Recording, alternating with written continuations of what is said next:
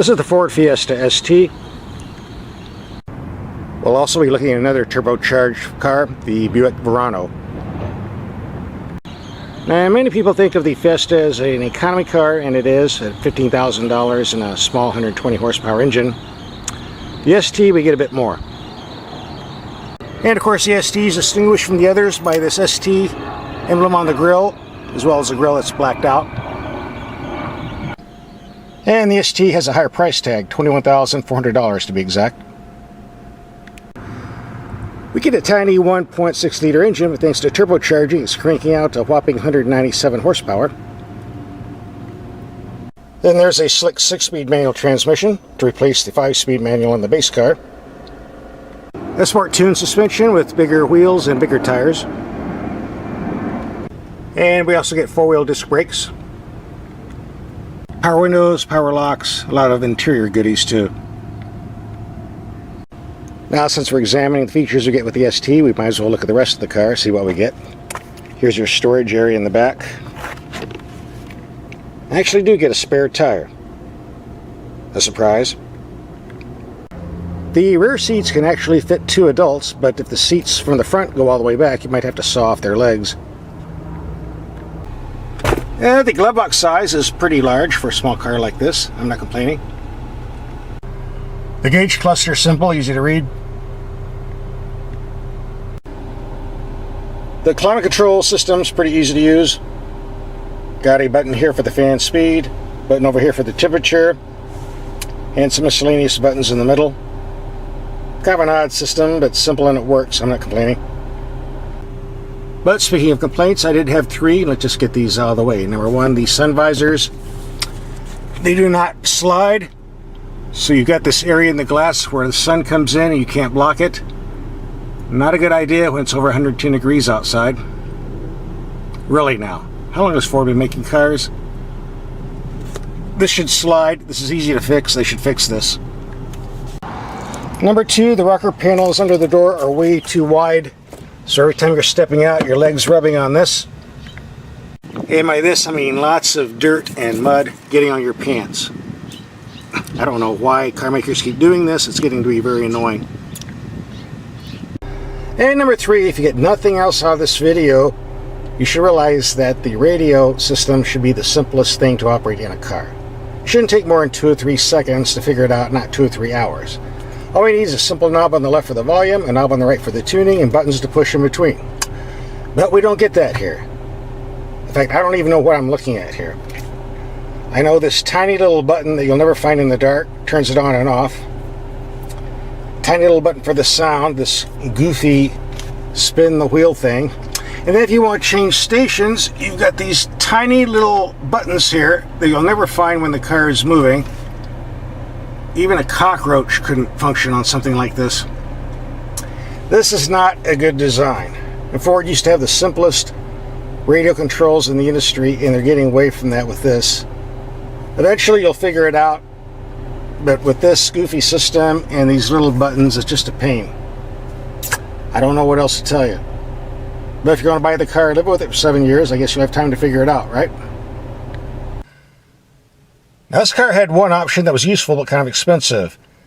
The Recaro seat package. $1,995. We couldn't just round it off to $2,000, now could we?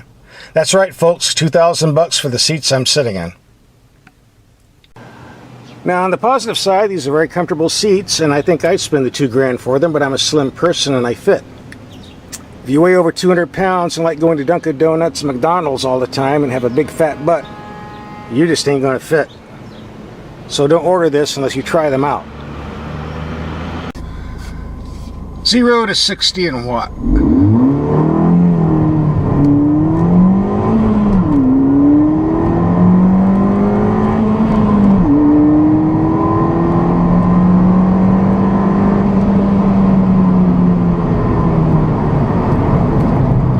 Well, it's hard to get a 0 to 60 time that's good because you have to shift from second gear to third gear at 55 miles per hour. But just trust me when I tell you this car is very quick. Probably close to the 6.7 seconds they advertise. Now we'll take it on the back roads and see how it does in the corners.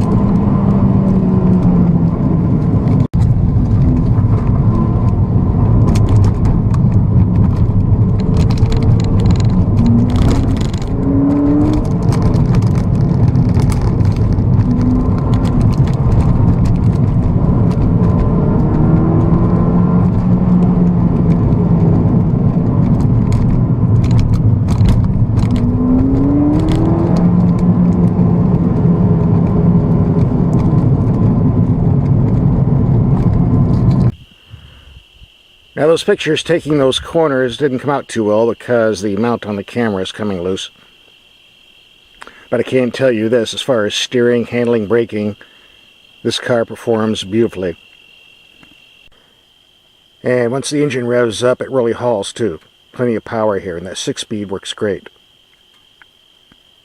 I can tell you in all honesty, the overall performance on these back roads matches about any of the compact BMWs I've driven, and I think that's a pretty good comparison and compliment. Well, sorry about the low quality recording because of my loose mounts, so I'll just have to hold it by hand. That's the fun part.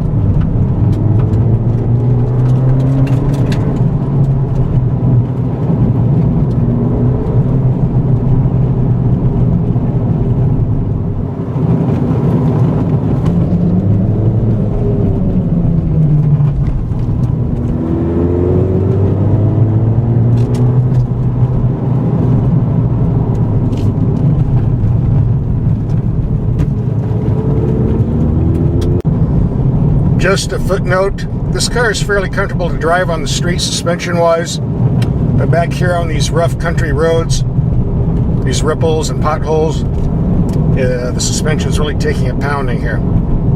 This isn't exactly the quietest car I've ever driven, but hey, it's a sports car, so we don't buy it for that, right? We buy it for performance.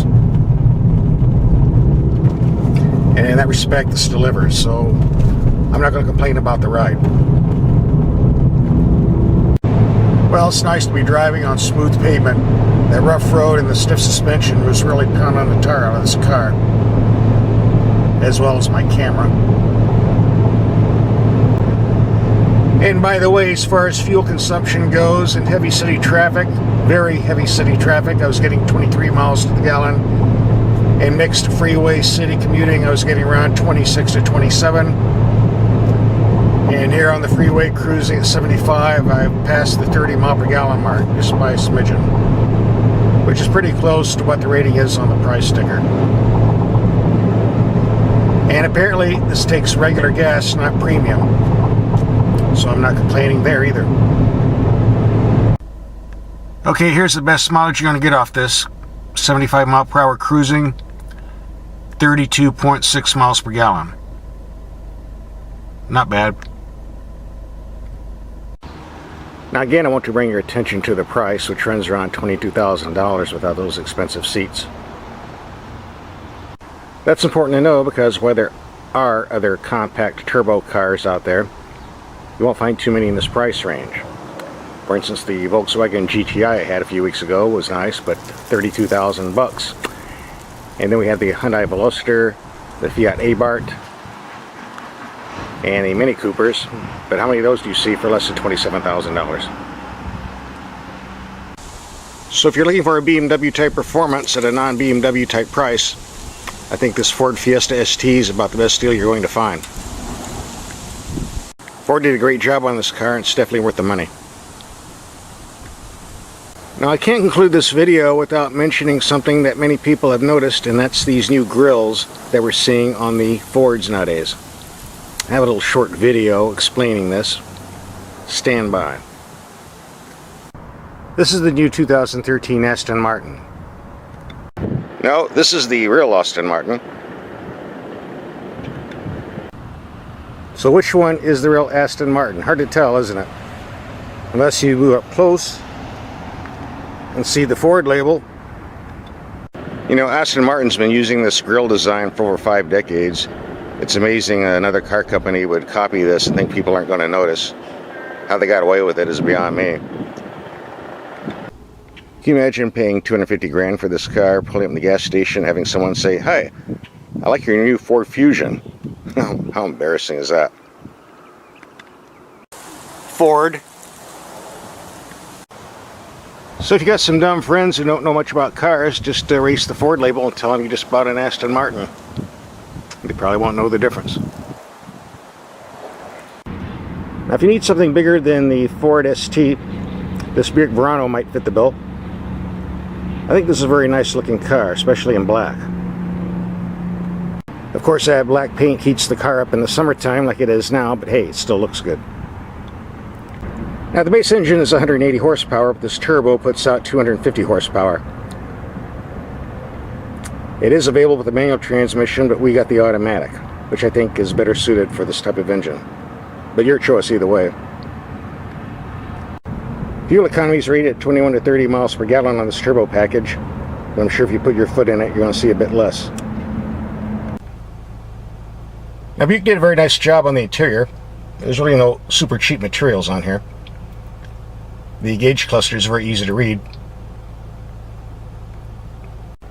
So far the average fuel economy is 24.9. I'm told it gets better on long freeway trips, but I haven't done that. Now the knobs and controls for the navigation, the stereo, and climate control are large, easy to use. I think it'd be better if they were different colors because they all look kind of alike. Takes some getting used to. But they didn't, so you'll just have to adjust. The glove box looks big, but it's kind of narrow.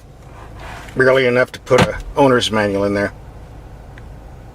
There's no paddle shifters on the steering wheel, but you can shift manually this way. Although the turbo's pretty strong and has lots of torque, so you probably won't have to. Funny place to put an ignition, but oh well. The back seats are for small children only, preferably with no legs if the seats are pushed back. Nice big trunk. The engine in this car is very smooth and quiet, and it's got plenty of power. Lots of power.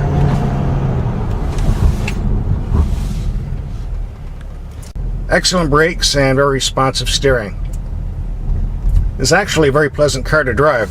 I'm surprised.